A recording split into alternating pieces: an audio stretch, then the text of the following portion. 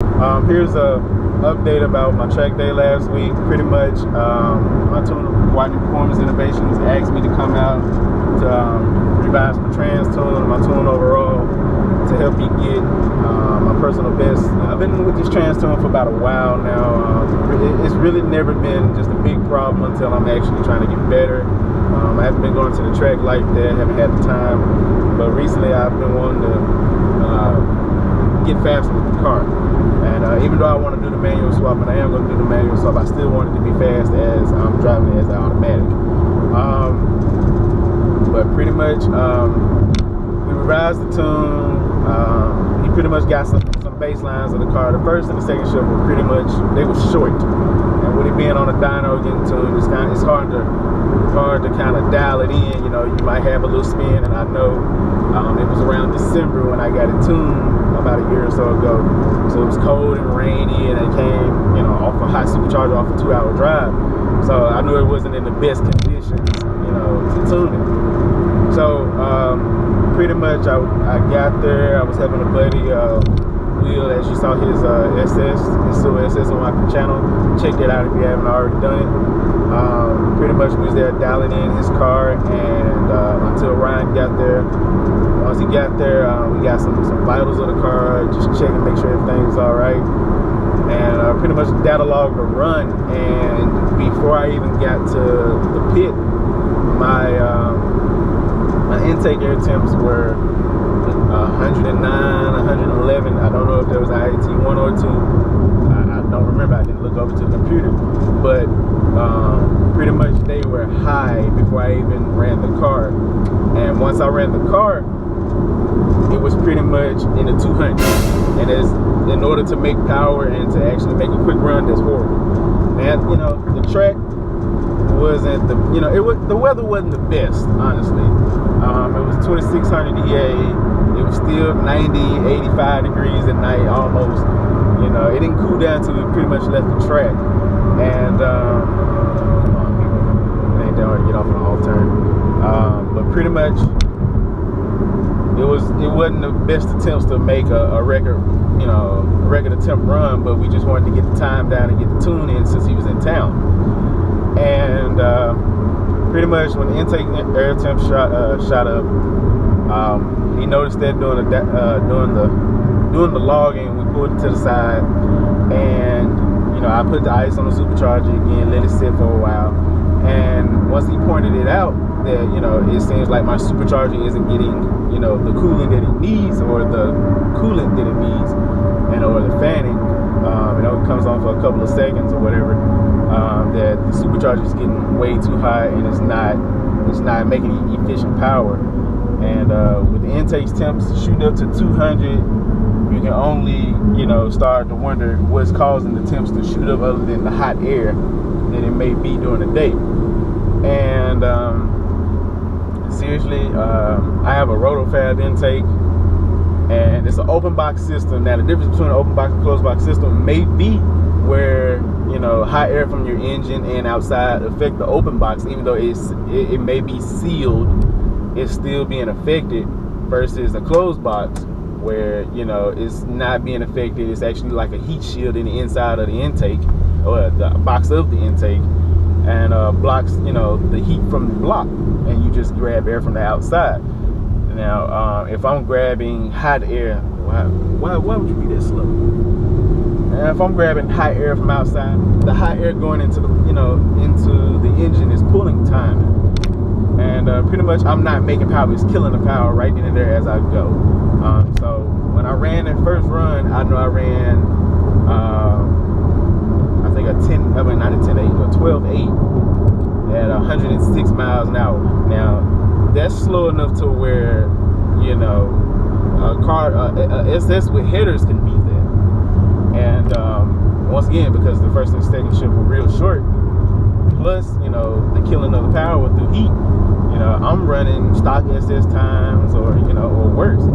So we let it cool down a little bit, and put the ice back on the supercharger, on the throttle body, let it cool off, and tweak the shift points up in those gears, and we made another run at it.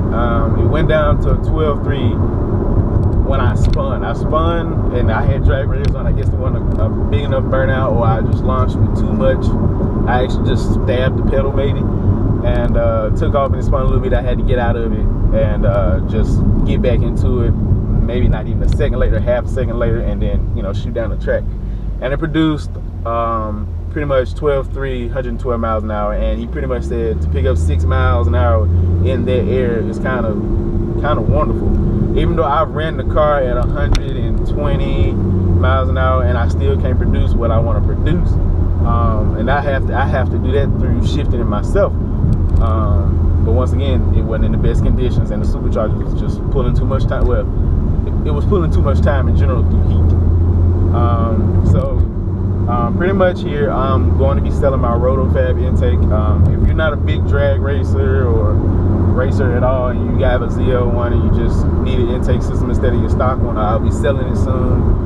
And I'll be upgrading to a closed box system, whether it's ADM's race intake with a ram, pretty much a duct airflow or ram air in the front, or Coda Inductions intake, both closed box systems. Yeah, I also have an ice box at home that I've yet to install. I'm waiting to get it powder coated by Rick's Powder Coating here, because I don't want the box to sweat. Pretty much, I don't want moisture to build outside of the box. As I pour water and ice and make runs and stuff like that, I kind of want it to be a dry, clean fit, you know, clean install, and don't have to worry about it sweating, possibly dripping somewhere it doesn't need to. So that'll help out with my cooling as well. It's gonna take me getting out there again, just relearning the car to see, you know, where it likes to launch it, how much throttle to give it and everything. And we'll go back at it again for another personal best. Pretty much, I feel like I need to inform people who have ZL1s or, you know, have superchargers that kind of don't pay attention to the heat soak. Heat soak is pretty much the biggest problem when it comes to superchargers. Now, I give it take, it's not boost season, that's fine. You know, I'm waiting till boost season to run my best times and stuff like that. But for the ZL1 owners that don't know, once your temps get up high enough and your intake temps are high, it starts pulling time, and you're pretty much beatable by a basic bolt-on 5.0 Mustang. And it's not a good feeling, I can tell you that. You know, I haven't taken none to a basic 5.0, but I know how much time it pulls. I know it pulls a lot to the point where, you know, 580, you know, we'll just say maybe 480 to the wheel, 500 to the wheel, turns into, you know, 400 to the wheel real quick. Just for the simple fact that killer power, 580 flywheel turns into 480, you know, flywheel. Just doesn't matter. But it kills your time and it kills everything. You might as well be running a car with no headers and just making a pass. So if you don't already ice down your supercharger, or have an ice box, have a bigger heat exchanger, have a killer chiller system, or something of that nature, pretty much I'm telling you to go ahead and invest in one, because your car will not run at its finest until you honestly take care of the heat problem. And I mean, you know, who wants to wait an hour in between runs when you can't even run back to back to back against your buddy or whatever without worrying about getting gapped from heat soak pulling power? So pretty much get that addressed. I understand it's a couple $100, it's a couple thousand, whatever you want to say, to address your heat soak problem, but it's so much worth it, because the more cold your block and supercharger are, the more power you will make. Now, I don't know the science, I don't know everything behind it, but pretty much colder air, colder engine, colder supercharger, whatever you want to say, makes more power than a hot engine, hot supercharger. That's why we all, you know, are in our staging lanes, letting the hood up, letting the heat off, stuff like that.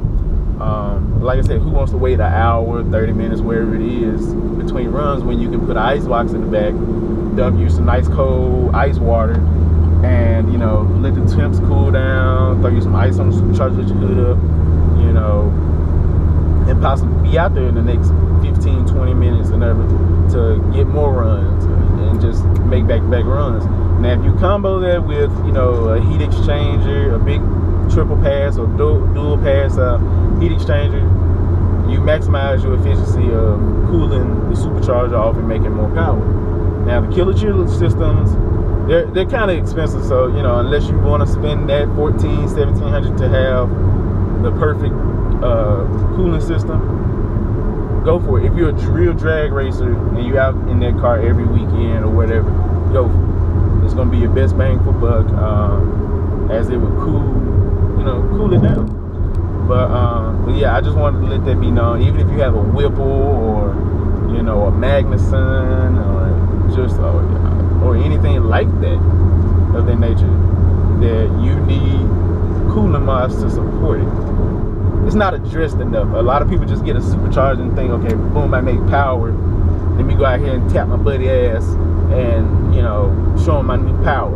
And it's just like, man, if you don't efficiently take care of that power or, you know, that supercharger and cool it down, you won't be going out there and dragging your buddy ass. You'll be sitting there right next to your buddy, and your buddy be bragging how you can slap 10K worth of miles on your car and he's still stock, or a few bolt-ons and he's still keeping up with you. And you really don't want that from a Mustang or anything like that. So, because they'll never let you live it down, point blank period. Once again, guys, I appreciate you watching. As you know, I kind of combine my channel, not combine my channel, but collab with Antares Cam. You should check him out as well. He's one of my buddies from class in school. He's like my brother now. But yeah, check out his channel. We're gonna be doing probably a MyLink install video. We'll probably do a short throw shifter install video. We'll be doing my icebox pretty soon. Like I said, as soon as I get it coated, and I'm gonna go ahead and prep that and get that back there. Yeah, make sure you like, share, and subscribe. Let your friends know about the channel. All right, appreciate it. Till next time, I'm out.